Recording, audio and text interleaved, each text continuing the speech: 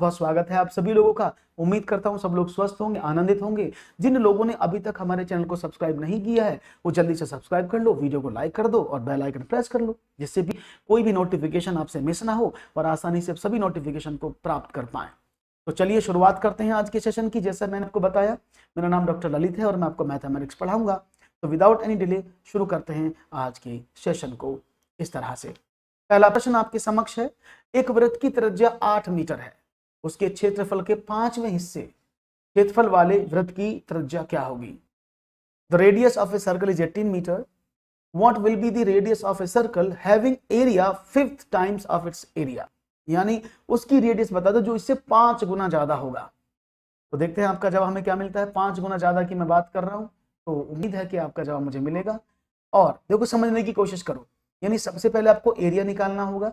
Area निकालने के बाद आप उसका 5 गुना करेंगे, then you will get the answer. चलो देख लेते हैं। तो 1/5 की बात हो रही है, तो क्या सवाल हुआ? 5वें हिस्से की बात है। तो वृत्त का एरिया क्या होता है? आपने कहा सर पाई आर स्क्वायर होता है, यानी 22/7 मल्टीप्लाई बाई 18 मल्टीप्लाई बाई 18।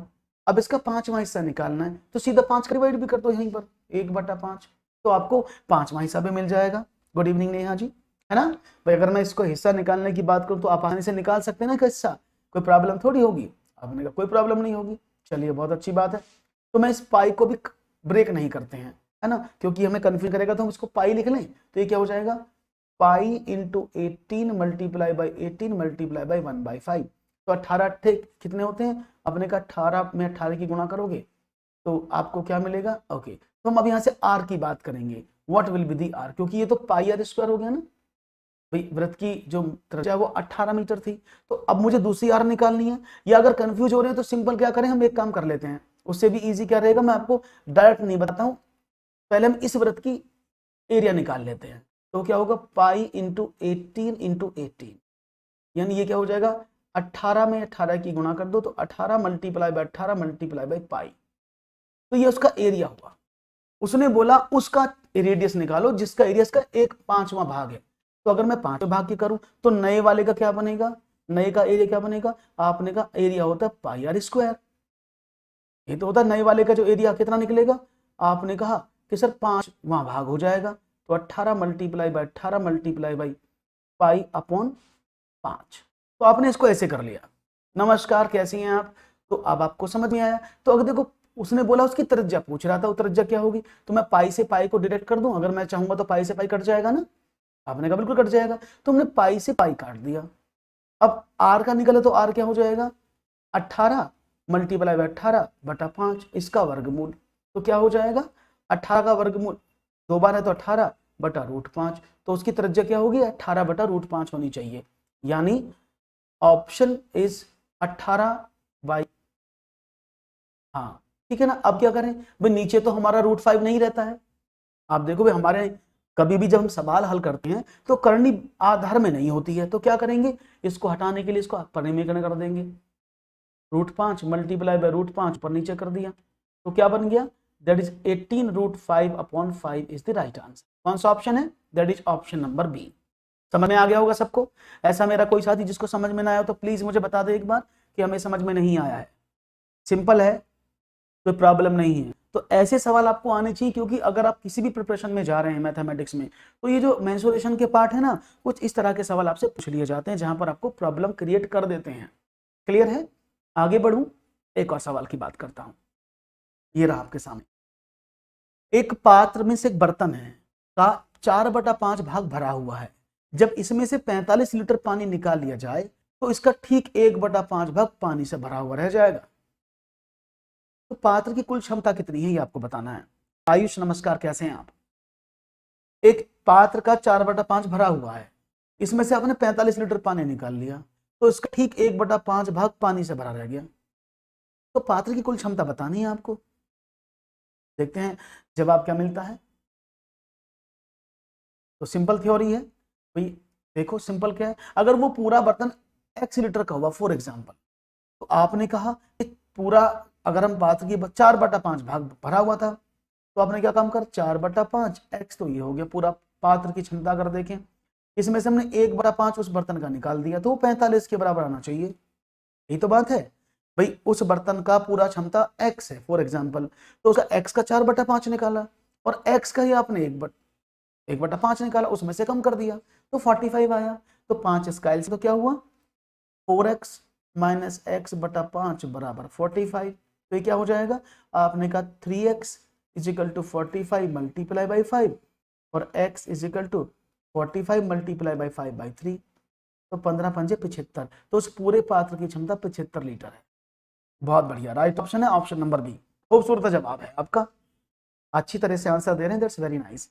इसी तरह से आपके आंसर्स लगातार चलते रहने चाहिए जिससे कि इन सवालों में कोई प्रॉब्लम ना हो और आप आसानी से सभी सवालों को समझ पाएं। Good evening to everyone. Clear हो गया सवाल, कोई प्रॉब्लम तो नहीं है, कोई भी प्रॉब्लम नहीं है आपको। आप इसको डायरेक्ट भी कर सकते, विदाउट एक्स भी मान सकते थे कि भाई एक बर्तन है, आप ऐसे भी कर सकते थे कि 4/5 भाग भरा है, उसमें से आपने 1/5 निकाल दिया तो 45 लीटर के पानी के बराबर हुआ वो। आप ऐसे भी कर सकते हैं 4 माइनस 1 बराबर 45 गुणा 3 5, तो पूरा बर्तन 3 बराबर किसके हुआ 45 गुणा 3 5, तो पूरा एक बर्तन किसके बराबर हो जाएगा 45 मल्टीप्लाई बाई 5/3, तो पूरा एक बर्तन की क्षमता 75 लीटर है। Good evening Sushilta, is it clear? आसान था। तो एक और सवाल की तरफ मूव किया जाए, चलो बताओ, अगर 2 to the power x plus 2 to the power 2x plus 1 plus 2 to the power 2x plus 2 plus 2 to the power x plus 3 30 है, तो x का मान बताओ। अच्छा सवाल है और मुझे उम्मीद है इस सवाल को आप करने की कोशिश जरूर करेंगे। तो देखते हैं आपका जवाब क्या मिलता है। जी, आसान सवाल है, करने की कोशिश करेंगे, सभी का बेस बराबर है तो आपको करने की कोशिश करनी होगी। देखो इस सवाल को देख के डरना नहीं है, बहुत ही आसान सवाल है, समझने की कोशिश करते हैं, क्योंकि ये सब 2x 2x 2x सब में 2x तो लिखा हुआ है भाई, सब में 2x तो लिखा है। अगर मैं आपसे बात करूं कि भाई इस हम 2x को अगर हम सपोज मान लें p मान लें या हम z ही मान लें, चलो हम करते हैं कि 2x टू दी पावर, हमने इसको z मान लिया। हाँ रुकेंगे आराम से मनीषा, तो 2x को हमने बराबर कितना माना z मान लिया, ये क्या हो जाएगा, ये हो जाएगा z, ये क्या हो जाएगा 2z। 2z कैसे हो गया, देखो 2x प्लस 1 है ना, तो इसका मतलब क्या है, इसका मतलब है 2x into 2 to the power 1, इसका मतलब यही तो है। अगर मैं इसको देखूं तो इसका मीनिंग यही तो होता है। अगर मैं इसको ब्रेक करूं तो गुणा में घातें जुड़ती हैं, तो इसका वैल्यू तो आपको पता है, z मैंने माना है, तो इसको कर दूं मैं 2z। ऐसे ये क्या हो जाएगा, इसको क्या लिख सकते हैं हम, आपने 2 to the power x multiply by 2 to the power 2, तो ये क्या हो जाएगा, ये तो z हो गया, तो 4z हो गया। इसको देखिए क्या हो जाएगा, आपने कहा 2 to the power x plus 3, इसका मतलब क्या हुआ 2 to the power x multiply by 2 to the power 3, और 2 की पावर 3 कितना होता है 8, इसका वैल्यू अपने z माना है, ये क्या हो जाएगा 8z इज इक्वल टू 30। बात समझ में आ गई, सिंपल थ्योरी, मैंने कुछ नहीं, आप इसमें 2x कॉमन भी निकाल सकते थे, इट्स योर चॉइस, आप चाहें तो 2x कॉमन भी निकाल सकते हैं, मैं बस इसको तरीके से समझाने की कोशिश कर रहा हूं जिससे आपको समझ में आ जाए। 8 4 12 3 15, 15z इज इक्वल टू 30, तो z इज इक्वल टू कितना आया 30/15 बराबर 2, तो z का वैल्यू 2 है, ये आपको समझ में आ गया। तो z किसके बराबर माना था आपने, इसके बराबर, तो यानी क्या था भाई, आपने कहा 2 to the power x is equal to z, तो z का वैल्यू 2 आया, तो 2 की पावर 1 कर दो, x इज इक्वल टू 1, तो इसमें x का वैल्यू कितना 1 है। क्लियर है, कोई प्रॉब्लम तो नहीं है, इट्स 1। क्लियर, समझ में आ गया, कोई प्रॉब्लम तो नहीं किसी को, ये मैंने आपको डिटेल में समझाया है, x मान करके जैसे आप कन्वर्ट करके करते हैं।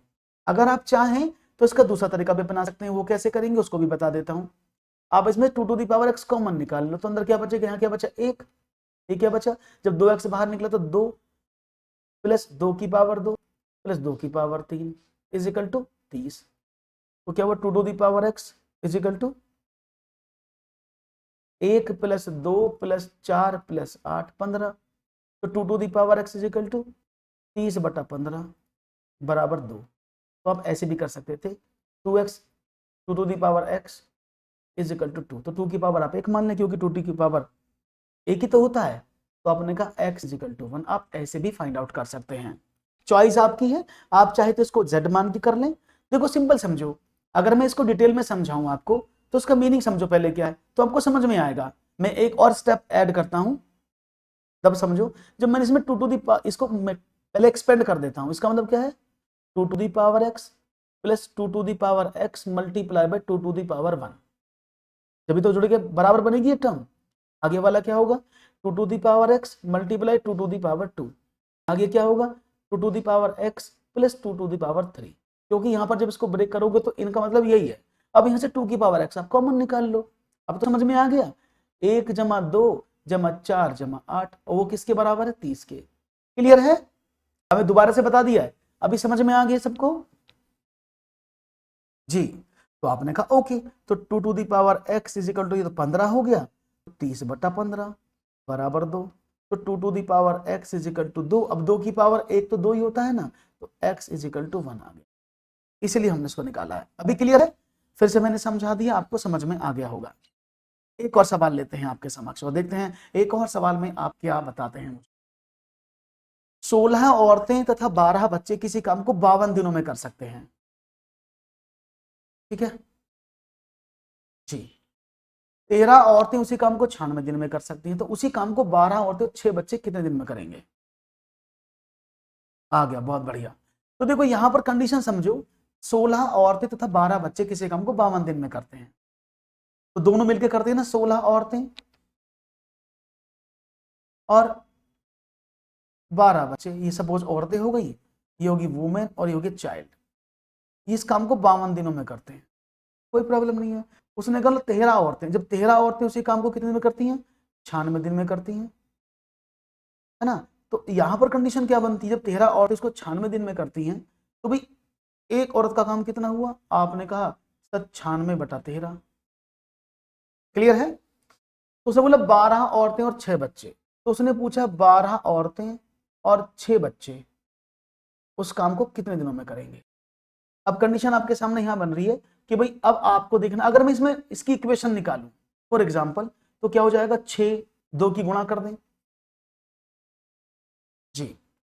तो मैं चाहूंगा आपका जवाब मुझे मिले आसानी से, और let's see what will be your right answer for this question. देखते हैं कितने साथी हैं जो इस काम को करने की कोशिश करेंगे, सवाल को मुझे करके बताने की कोशिश करेंगे। उम्मीद करता हूं कि आपका जवाब मुझे आसानी से मिल जाएगा। यस, ये सवाल मैंने बहुत सारे कराए हैं आपको, अब तो आपको करने की आपकी जिम्मेदारी है कि इस सवाल को कैसे कर सकते हैं। ओके, बहुत बढ़िया, तो चलो देख लेते हैं आपका जवाब हमें क्या मिला जी।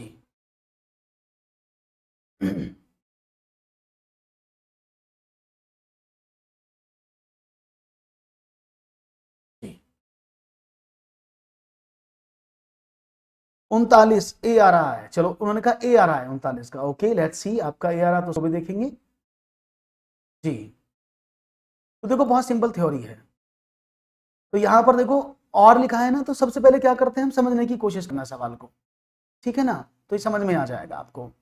तो आप ये तो पता लग क्या निकालना, निकालना कैसे, जब उसने बोला 16 औरतें या 12 बच्चे, तथा मीन्स या 12 बच्चे, तो या तो 16 औरतें 52 दिन में करती हैं या 12 बच्चे 52 दिनों में कर लेते हैं, तो मैं कर सकता हूँ रेशो निकाल लूं कि 16 वुमेन किसके बराबर है, 12 चाइल्ड के बराबर है, तो वुमेन और चाइल्ड का रेशो निकाल सकते हैं। तो अगर मैं वुमेन की बात करूं तो वुमेन इज इक्वल टू क्या हो जाएगा, आपने कहा 12/16 चाइल्ड, यानी 12 का डिवाइड करें 4 या 12, 3/4 चाइल्ड, तो यानी एक वुमेन किसके बराबर है, 3/4 बच्चों के बराबर है, तो 39 यहां पर आंसर है, बहुत बढ़िया। तो एक वुमेन का काम 3/4 चाइल्ड के बराबर है, कोई प्रॉब्लम नहीं है।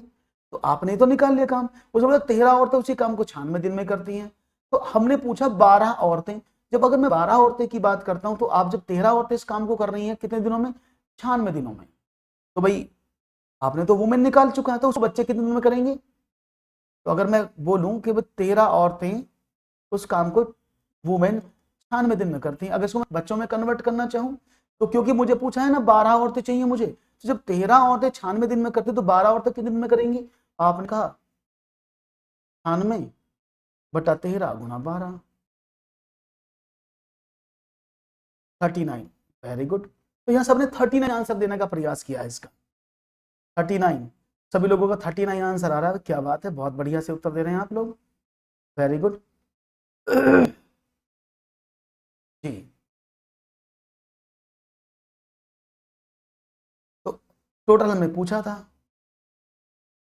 तो करें भाई 12 औरतें प्लस 6 बच्चे, 12 औरतें और 6 बच्चे, तो 12 औरतों को क्या करें, औरतों को चाइल्ड बना दें, कितना हो जाएगा 3/4C प्लस 6C, तो टोटल कितना आ जाएगा 4 तिया 12, 3 तिया 9 और 6 15, तो 15 बच्चों के बराबर आ जाएगा।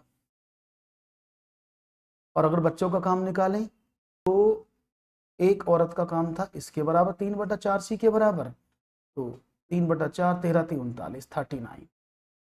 ओके गुड, 39, वेरी वेल, बहुत बढ़िया। तो यहां पर आपका जवाब मुझे 39 मिला है और समझ में भी आ गया आपको कैसे करना है। That's very good. तो आगे बढ़ते हैं, एक और सवाल की बात करते हैं और देखते हैं आपका जवाब नेक्स्ट पर क्या होगा। Okay very good. तो बढ़ते हैं एक और सवाल की तरफ और देखते हैं आपका जवाब नेक्स्ट पर क्या मिलता है। Let's see.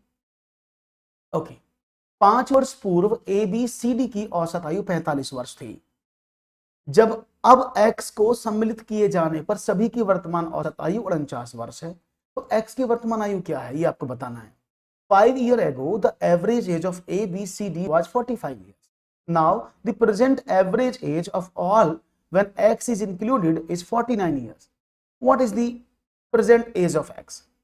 तो पहले देखो 5 साल पहले, उसने प्रेजेंट की बात कर रहे हैं वो, तो ये अगर 5 साल पहले की बात हम करेंगे तो मीनिंग क्या है कि 5 साल पहले सभी की आयु 5 साल कम होगी, है ना भाई। 5 साल पूर्व ABCD की औसत आयु 4 लोग थे, तो अगर ABCD की औसत आयु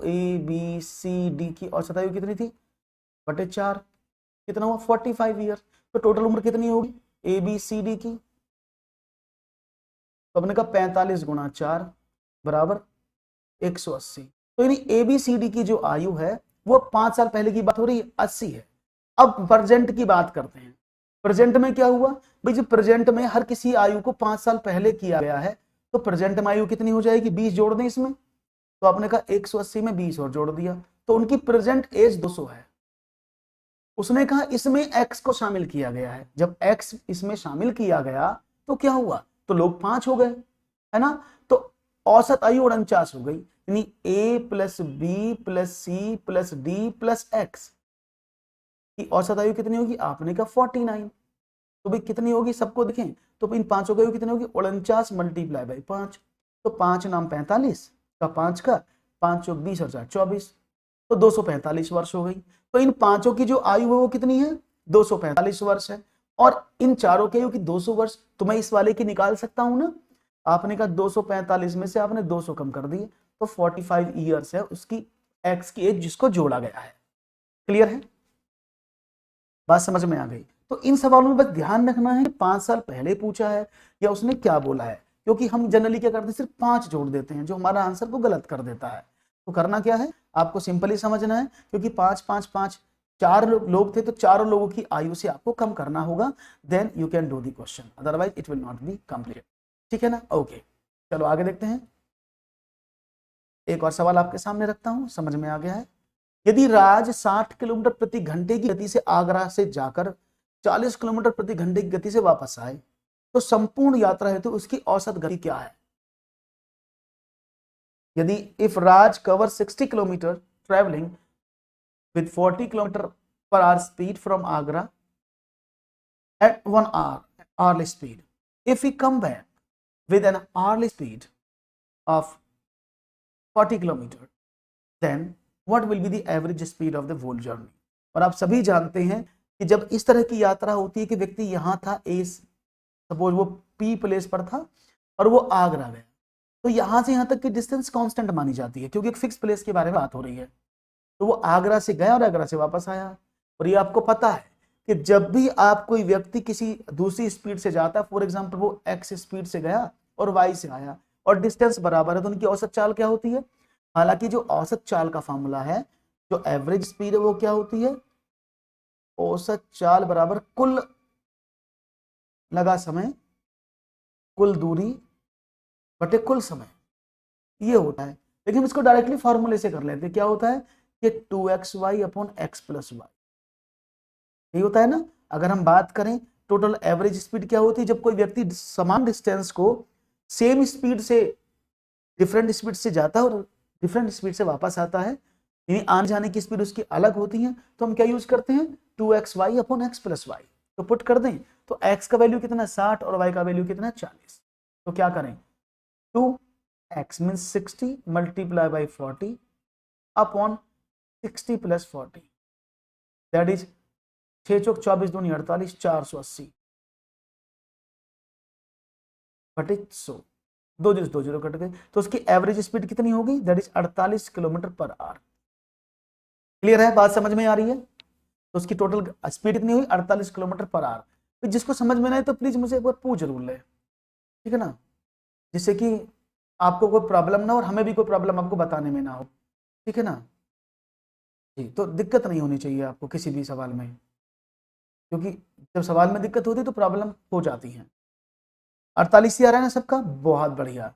तो 48 सबने आंसर दिया, दैट्स वेरी नाइस। बढ़ते हैं आगे, एक और सवाल की बात करते हैं और देखते हैं एक और प्रश्न आपकी स्क्रीन पर। जब किसी माल की कीमत 50% बढ़ाई जाती है तो उसकी बिक्री 10% कम हो जाती है, कुल प्रभाव क्या है।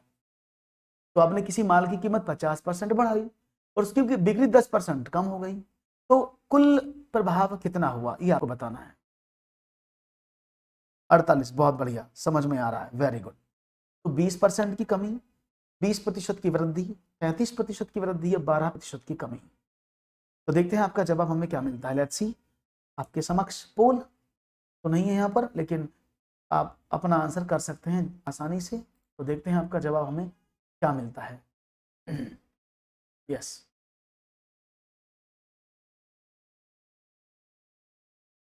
जी,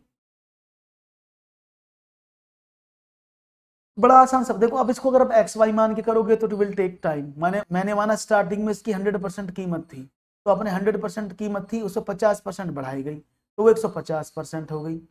तो उसकी बिक्री, अब बिक्री को कैसे कम करोगे, सेलिंग जो है 10% कम हो जाता है।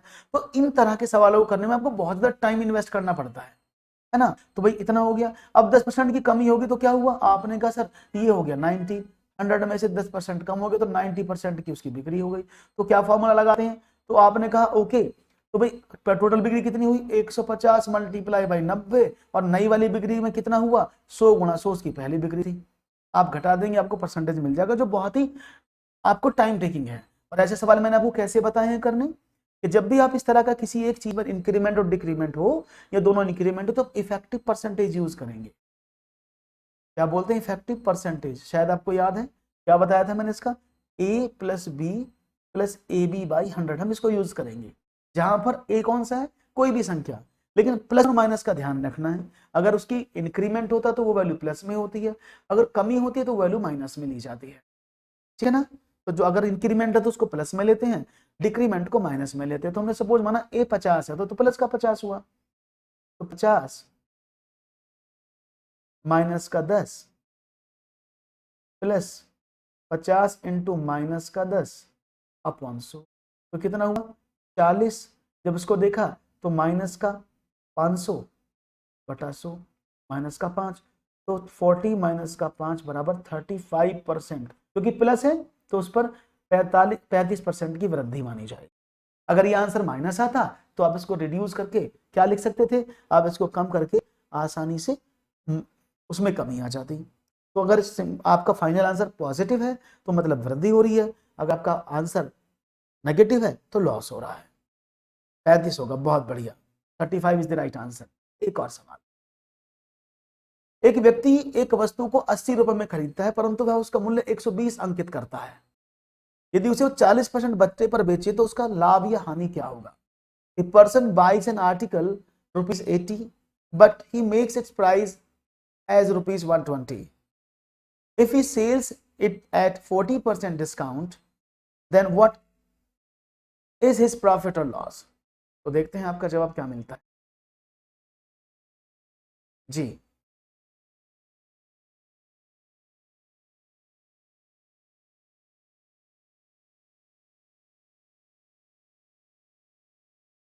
तो आपका जवाब क्या होगा, 55 तो इसमें है ही नहीं आंसर जी।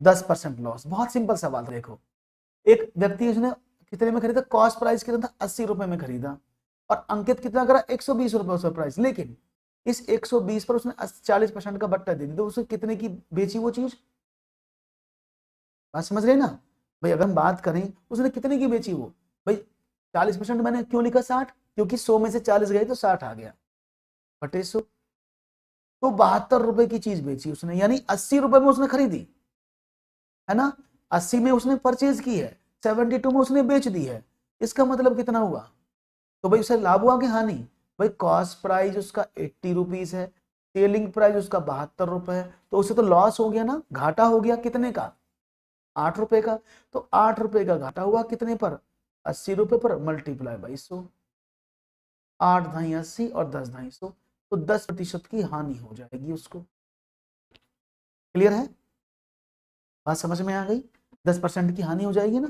तो ये सवाल बड़ी आसान होते हैं, बस इनको आप समझने की कोशिश करेंगे, अगर आपको इनको समझ में आ गए तो गलती कहीं नहीं होगी, अदरवाइज अगर नहीं समझने की कोशिश करेंगे तो ये आपको प्रॉब्लम करेंगे। क्लियर है, तो बात समझ में आ गई, राइट ऑप्शन था 10% की हानि जो आपने चूज की, that's very nice and good. आगे बढ़ते हैं और सवालों के बारे में बात करते हैं। Is it clear now, yes. एक और प्रश्न फिर आपकी स्क्रीन पर मैं रखता हूं, उम्मीद करता हूं कि ये सवाल आप देने की कोशिश करेंगे। चलो बताओ, क्वेश्चन है यदि root A plus root B बराबर 17 तथा root A minus root B बराबर 1 हो तो रूट ए बी का मान क्या होगा, 72, 17, 18 इनमें से कोई नहीं। If root a plus root b is equal to 17 and root a minus root b is equal to 1, then आपको बताना है रूट ए बी का मान क्या होगा।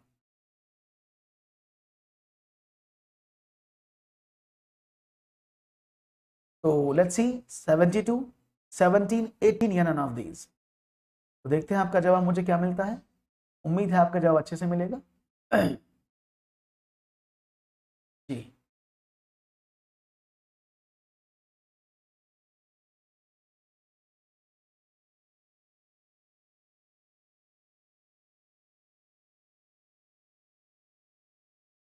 सत्रह होगा। चलो देख लेते हैं। देखो इस सवाल को करने के लिए दो तरीके आपके पास हैं, या तो आप सिंपल कर दो, जैसे अगर मैं आपसे बात करूं कि रूट ए और रूट बी का मान अलग अलग निकाल लो, भाई आप दोनों को सॉल्व करोगे तो बी रूट बी से रूट बी कट जाएगा, 2 root A is equal to 18 आ जाएगा, तो root A is equal to कितना आ गया 9।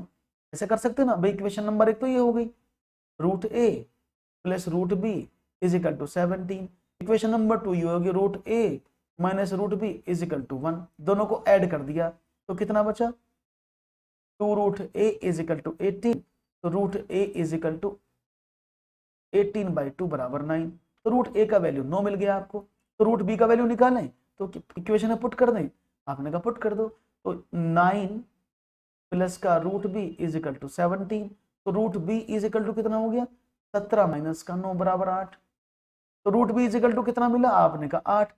अब रूट ए भी करना, दोनों की गुणा कर दें, तो root A multiply by root B is equal to 9 multiply by 8, तो क्या हुआ, तो root A into B is equal to what, तो root A B is equal to 72 is the right answer. Clear है, तो आप इसको इक्वेशन से सॉल्व कर सकते थे आसानी से, अदरवाइज दूसरा तरीका भी बता देता हूं, अगर आपको इक्वेशन समझ में ना आए तो मैं एक और तरीका आपके सामने रख देता हूं। हमने क्या काम किया, इसका स्क्वायर कर लिया, क्योंकि हम जानते हैं root A plus root B का अगर मैं होल स्क्वायर करता हूं और उसमें से मैं दूसरा वाला root A minus root B घटाता हूं तो क्या हो, देखो मैं दिखा देता हूं, ए प्लस बी का whole square minus A minus B का whole square is equal to क्या होता है 4ab होता है, ये तो आता है देख लो चाहे तो, इसका हुआ ए स्क्वायर, इसका हुआ बी स्क्वायर, इसका हुआ माइनस का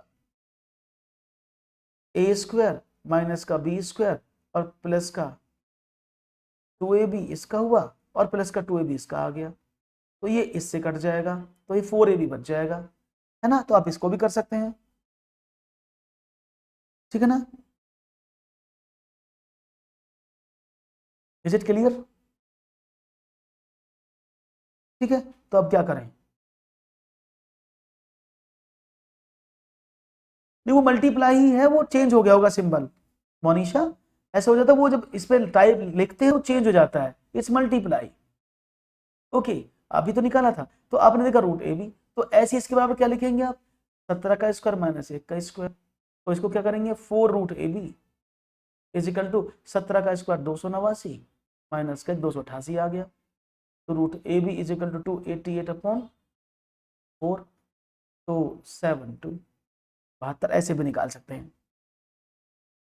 अच्छा फिर ठीक है, ओके ओके ओके, मुझे लगा मैंने डिलीट कर देना हो सकता है, तो मैंने तो मल्टीप्लाई लगाया था। Is it clear? तो आप इस तरीके से भी कर सकते हैं और आप इक्वेशन वाले तरीके से भी इसको सॉल्व कर सकते हैं। Choice always be yours, as you like you can do. एक और सवाल आपकी स्क्रीन पर ये रहा, तो देखता हूं आपका नेक्स्ट सवाल क्या कहता है आपसे। उम्मीद करूंगा कि सवाल का जवाब अच्छे से आप देंगे।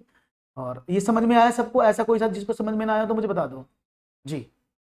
ये सबको समझ में आया है? ऐसा कोई मेरे जिसको समझ में ना आया हो जी।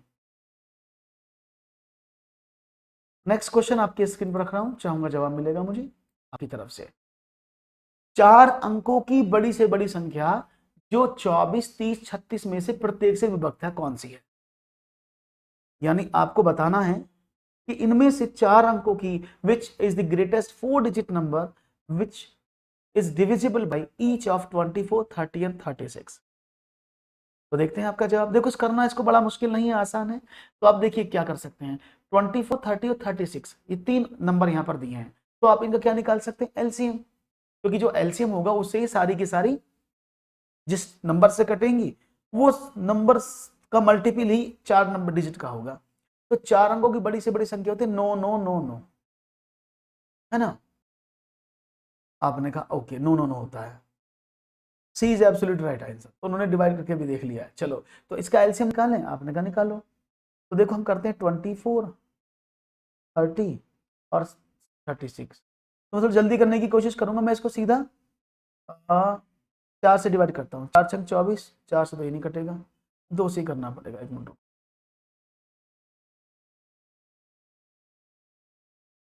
ओके 24, 30 एंड 36 तो अगर हम 2 से काटें पहले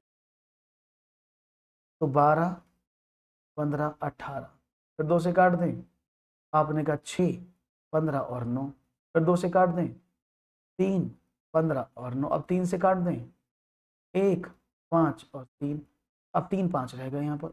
अब इनका एलसीएम आ गया। एलसीएम कितना हुआ? आपने कहा 5 दिया 15 थी 45 दूनी 90 दूनी 180 दूनी 360, तो 360 इज द एलसीएम। 5 दिया 15 थी 45 दूनी 90 दूनी 180, 360 ही तो आएगा, ठीक है ना? यानी 360 को ये सारी संख्या बराबर बराबर काटती हैं। 360 को 24 भी काटता है, 360 को 30 भी काटता है और 36 भी काटता है। क्लियर है? तो 360 ऐसा नंबर है जिसको तीनों काटते, इसका मल्टीपल ही काटेगा। तो 4 अंकों की बड़ी से बड़ी संख्या क्या होती है? ये वाली। इसमें 360 का डिवाइड कर दो, जो शेष बचेगा उसे बाहर निकाल देना। 360 भी तो आ जाएगा, 720 क्यों लिख रहे हैं आप? तो कितना कटे? 3 बार तो कटेगा नहीं, 2 बार गया, तो क्या करें 72, 720, 9 यहाँ पर बचा, यहाँ पर 7, यहाँ पर 2, अब आपने 9 उतारा, तो 3 7 21, 3 8 24, 3 नाम 27 तो जाएगा नहीं, ये 4 छंग 24,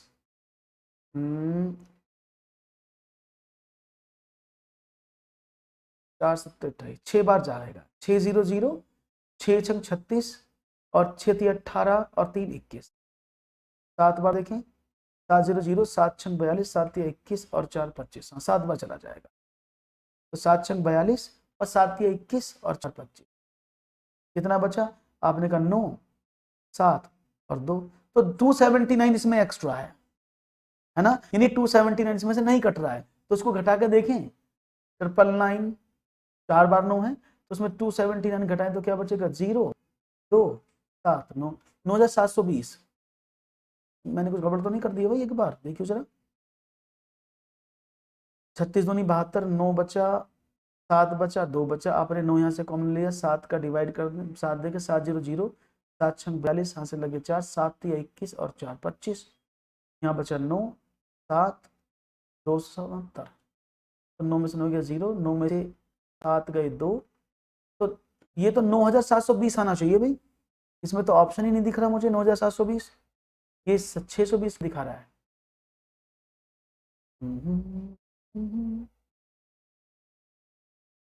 नहीं ये तो लग रहा है मुझे, एक बार मैं चेक लेता हूँ। 7 0 0, 7 6 42, सही है। यहाँ से लगे 4, 7 या 21 और 4 25, 9 7 269। हाँ हाँ, आऊंगा आऊंगा आऊंगा, कोई डोंट वरी। 9 से क्या डिवाइड कर लेंगे आयुष? 9 36 को तो काटता है, 24 को थोड़ी काटता है। तो ये आंसर 720 होना चाहिए भाई यहाँ पर, 9720 मेरे हिसाब से तो, क्योंकि यही नंबर है जो हम बना सकते हैं। 1 minute रुकिएगा।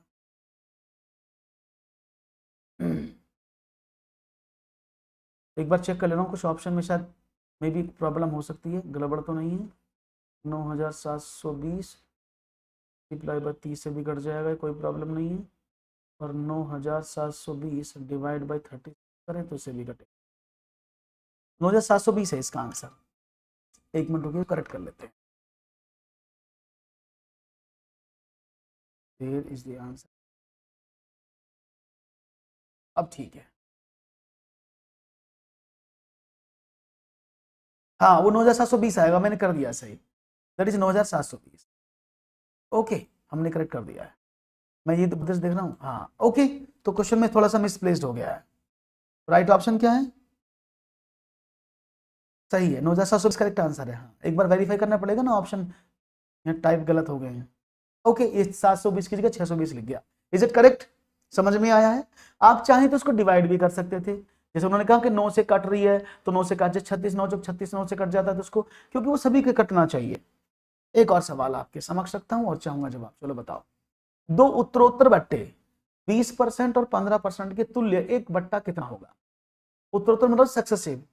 What is one discount equal to two successive discount of 20% and 15%? आप दो डिस्काउंट देते हैं, एक 20% का, उसके बाद 15% का, तो एक डिस्काउंट कितना होगा जो इन दोनों के बराबर बैठेगा? देखते हैं आपका जवाब क्या मिलेगा। वो एकमात्र डिस्काउंट आपको बताना है जो इनके बराबर बैठेगा। तो मुझे उम्मीद है कि आपके सवालों में प्रॉब्लम नहीं होगी और आप आसानी से जवाब देने की कोशिश करेंगे। यस, 32%, यानी ऑप्शन नंबर डी आप बता रहे हैं। Okay let's see, option number D को देख लेते हैं। आपने कहा ऑप्शन नंबर डी, तो देखो फिर वही बात है जो मैंने आपको सिखाई थी, आसान चीजें बस आपको समझने की कोशिश करनी है, you will get the answer. समझो क्या था। देखो मैंने भी बताया, जब भी आप सक्सेसिव की बात करते हैं तो हमेशा इफेक्टिव परसेंटेज को यूज करें। जब भी आप सक्सेसिव की बात करते हैं तो याद रखिएगा यहाँ पर एक बात, तो सक्सेसिव क्या होता है? That is A plus B plus A B by 100। क्योंकि ये बट्टे हैं, हम यहाँ गलती कर देते हैं, हम सीधा फॉर्मूला लगा देते हैं 20 प्लस का 15 प्लस का 20 गुणा 15/100। हम इसको ऐसे कर लेते हैं, तो 35 तो ये हो गया, और 20 पंजे 100, 15 दूनी 30, तो 3 ये हो गया। तो उसको 38% कर दे, जो कि गलत आंसर है। It's wrong.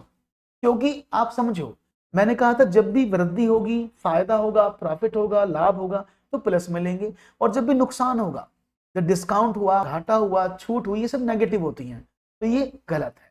तो हमें क्या करना पड़ेगा? ये भी माइनस का है और ये भी माइनस का, क्योंकि मैंने बताया ना कि जब भी डिस्काउंट होगा, छूट होगी, तो आपको नेगेटिव में लेनी पड़ेगी। ओके, तो नेगेटिव में लें तो क्या हो जाएगा? माइनस का 20 माइनस का 15, जब माइनस माइनस की गुणा होगी तो प्लस का हो जाएगा 20 गुणा 15/100। ये माइनस का 35 हुआ, प्लस 300/100, 3000/100, 300/100, 2 जीरो कट गए, तो 35 में से प्लस का 3 गया तो माइनस का 32। तो जो डिस्काउंट है ना वो माइनस के शो करता है, डिस्काउंट छूट, तो 32% के बराबर है। Is clear? तो right option is what? Right option is 32। तो ऐसे सवाल अगर आपको एग्जाम में आ जाएंगे तो गड़बड़ मत करिएगा, क्योंकि हो सकता है ये गड़बड़ आपको परेशान कर दे और आपके सवाल सही से ना बन पाए। ठीक है ना? करेक्ट ना? बहुत बढ़िया, समझ में आ गई बात। तो एक और सवाल आपकी तरफ लेते हैं और देखते हैं वन मोर क्वेश्चन, क्या जवाब देते हैं आप उसका। उदय का वेतन अवधेश के वेतन से 40% कम है। अवधेश का वेतन उदय के वेतन से कितना प्रतिशत अधिक है? Uday salary is 40% less than Avdhesh salary. Avdhesh salary is what percentage more than Uday salary? तो देखते हैं आपका जवाब मुझे क्या मिलता है। आसान सवाल है, इनको मैंने करके भी बताया आपको, मैंने शॉर्टकट वही बताया है कि इसको शॉर्ट में कैसे करते हैं। इनका शॉर्टकट भी मैंने आपको दिया है ना। तो वो शॉर्टकट क्या है मैं बता देता हूँ। देखो, जब भी आपको ऐसे सवाल मिले कि उसका वेतन 40% कम है, या उसका वेतन 40% अधिक है, या उसका दूसरे का कितना कम है, तो हमेशा आप क्या करेंगे, इसको किसमें बदल लो, फ्रैक्शन में कन्वर्ट कर लो। तो 40% किसके बराबर होता है फ्रैक्शन में, 100 का डिवाइड कर दें, तो ये बच जाएगा 2/5, है ना। 20 से काट दे, 20 दूनी 40, 20 पंजे 100, तो इसका फ्रैक्शन कितना बनेगा 2/5। यानी अवधेश की सैलरी 2/5 क्या है, कम है। तो कम का मतलब क्या है, 2/5 में से 2 कम कर दो, यानी 2/3।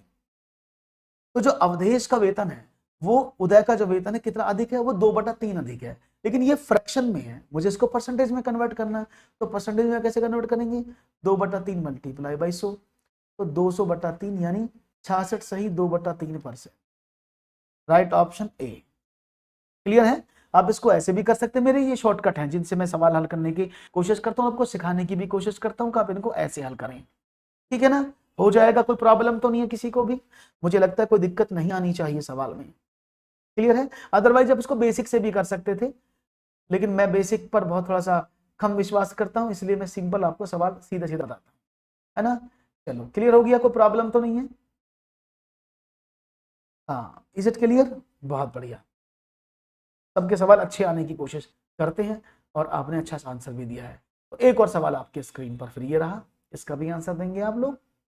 चलो, एक दुकानदार अपने सामान का मूल्य पहले 25%, मतलब बाद में 20% बढ़ा देता है, तो सामान के मूल्य में कुल कितने प्रतिशत की वृद्धि होती है। हाँ, फास्ट आंसर नहीं देना है, एक्यूरेसी विद स्पीड दोनों जरूरी है। तो एक दुकानदार अपने सामान का मूल्य पहले 25% बढ़ाता है, उसके बाद 20% बढ़ा देता है, तो सामान के मूल्य में कुल कितने प्रतिशत की वृद्धि हुई है आपको बताना है।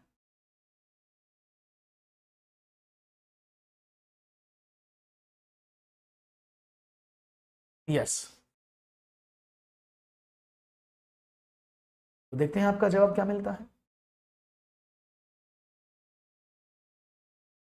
और यहां पर जवाब मिला है 50%, क्या बात है।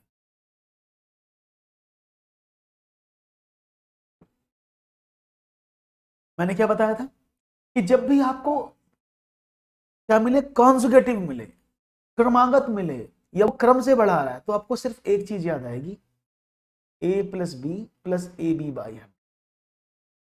तो उसने पहले 25% बढ़ाया, तो वृद्धि है तो प्लस है, ये भी प्लस है, तो मैं पुट कर दूं 25 प्लस का 20 प्लस 25 मल्टीप्लाई बाई 20/100, ये हुआ 45 प्लस 500/100, 5 आ गया, तो 45 प्लस 5 बराबर 50% की वृद्धि होगी कुल।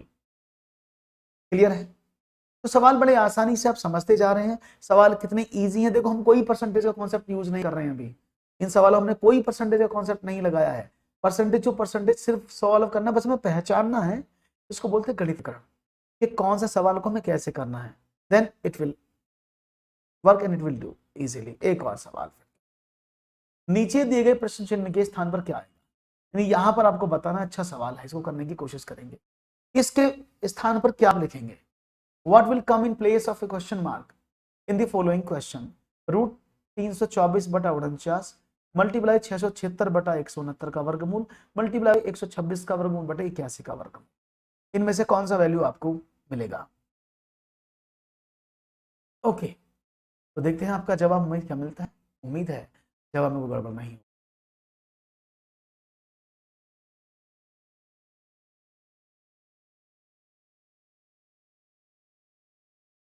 रुकिएगा, प्रश्न में थोड़ा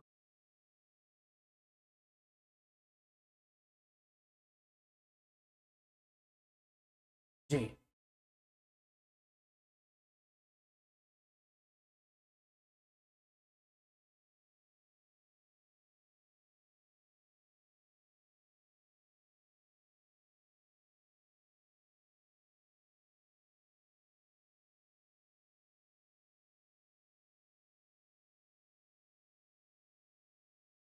नहीं वो हटा दिया मैंने, डोंट वरी, अभी ठीक है, अभी हैप्पी, अभी ठीक है, अब कर लो। What will be the place of question mark in the following question, तो स्क्वायर रूट ऑफ 324/49 हाँ मोनिश, देख लिया क्वेश्चन, आप देखिए अब इस बार। रूट 676 अपॉन 169 मल्टीप्लाई 126 बटा रूट 81। अब तो कर लोगे, चलो समझते हैं। देखो 324 आपको पता है किसका स्क्वायर होता है, 324 किसका स्क्वायर रूट है, दैट इज 18 का, है ना। को 18 कर दें। 49 किसका हुआ, 7 का। 76 किसका होता है, आपने कहा 76 होता है 26 का, बटा 13 मल्टीप्लाई 126 अपॉन 9, यही तो मतलब है। ओके, तो करें, देखो 13 दूनी 26 होता है ना, 9 दूनी 18 होते हैं, 18 7 26 होते हैं, 72 इज द राइट। क्लियर है, हाँ 72 is the right answer, correct answer, एकदम बढ़िया दिया है आपने जवाब, कोई प्रॉब्लम नहीं है, आपका आंसर अच्छा है, अब कोई इसमें इशू नहीं, कोई दिक्कत नहीं है, बढ़िया से आपने आंसर दिया, वेरी गुड। तो भाई इसके आगे के सवालों पर हम नजर डालेंगे नेक्स्ट वीडियो में, बाकी अग्रिम सवालों के साथ जुड़ूंगा, आगे सवाल बहुत और भी हैं, तो नेक्स्ट सेशन में इसी समय इसी स्थान पर, तो उम्मीद है कि आपको सेशन समझ में आया होगा और आपको चीजें समझ में आई होंगी। तो अगर अच्छा लगा वीडियो तो लाइक शेयर जरूर कर दें और कमेंट करना ना भूलें, बेल आइकन को प्रेस कर लें जिससे कि सभी नोटिफिकेशन आपके पास पहुंच जाएं। शुक्रिया, नमस्कार, थैंक यू वेरी मच।